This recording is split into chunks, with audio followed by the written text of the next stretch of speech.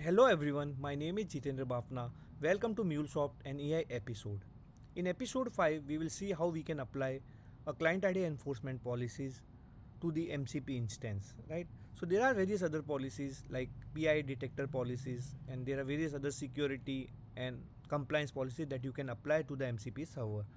Right? In last video we have created a Omni gateway, we have seen a private space, we have deployed the application which is MCP enabled in the private space, then we have created the MCP Omni gateway in the same private space, then we have removed the public endpoint from the MuleSoft application which is MCP enabled, just we kept it on the private endpoint.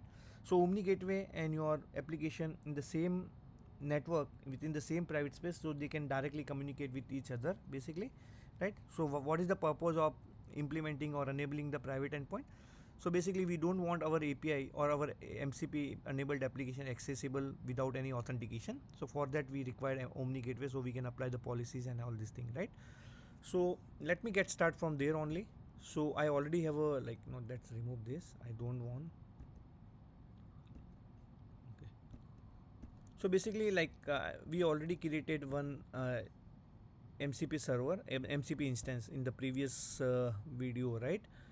So now what I want to do, I want to create the policies and everything, right? So let's test with the MCP inspector right now. So I don't have any kind of authentication setup, right? So let me just, and I can connect this. So I'm able to connect it without any kind of authentication. I can just say list tool, so it will list all tools and everything. I will disconnect it. Okay, I will clear all these logs.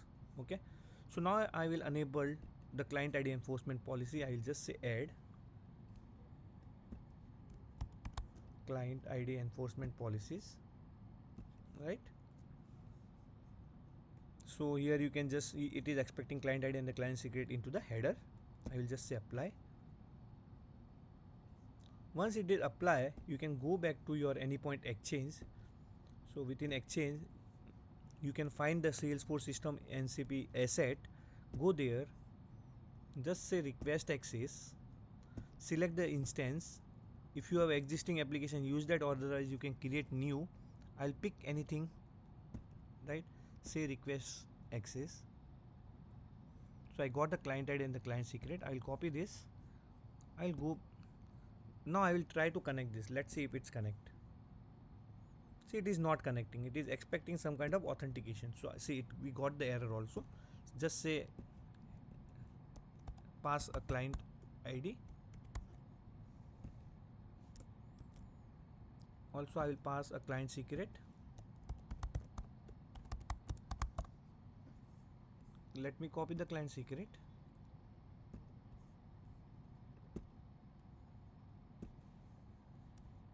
Paste it. I just set up the authentication. Not now. Just connect. So now it is able to connect. You can go to the tools. You can just say list tool. Right, you can clear and you can just say list tool. It will list whatever tools available, and now you can test it also. Like if you want to test search account, right, by name or email or phone number, you can do that. Okay, or I will simply say something list account. I'll just run the tool, so it will list down all the accounts which is available. We got the successful response back. Right, let me explain few more things. So go back to API. So here you can see we have an inbound policy.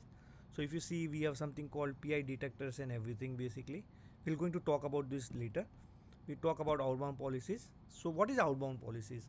So inbound is policies that get applied at a gateway level. So whenever any request comes, so it has to pass through all these policies basically, right? For inbound, whenever we are connecting to upstream API, right? In this case, we are connecting to the upstream API, that is MCP server, which is running on the runtime manager. So we can select that particular upstream API. We can just say next, and you can apply some kind of credential injection policy. So you might be possibility, there might be possibility, right?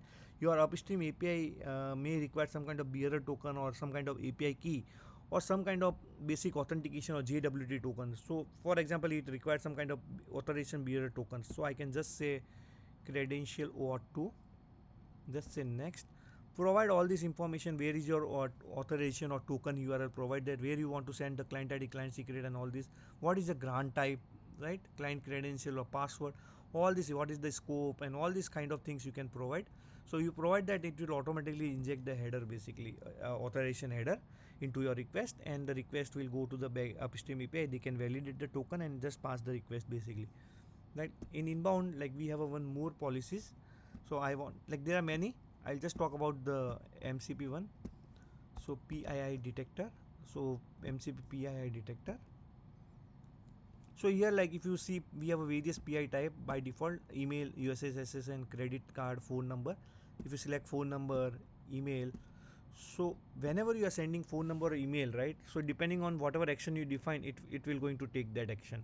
So for example, if I say reject, in that case, if it found phone number or email or both, it will going to reject the request. In case of log, it will log the request and move forward.